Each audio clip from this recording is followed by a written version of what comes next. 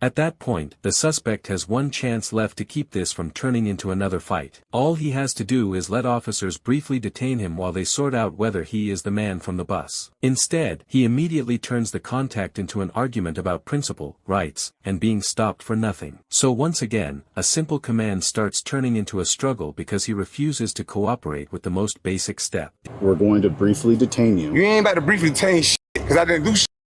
So that's not about to happen.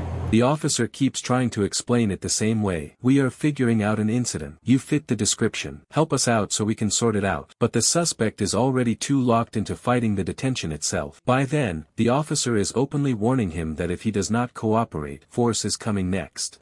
You gonna grab me and tell me I'm under arrest for nothing? And when those chances run out, the stop goes hands-on. Backup and a supervisor get called, officers take him down, and even on the ground he is still yelling that he did nothing. But by then, the physical evidence, the witness statements, the camera footage, and the victim injuries are all lining up against him. This is no longer a maybe. This is the arrest phase of a violent felony case. Why do you have to do this? I ain't do shit. What the f you talking about, Why didn't bro? you just listen when I was talking to you about what we were bro, how doing? you gonna pull up on me and tell me I put description on something that I just walked up to?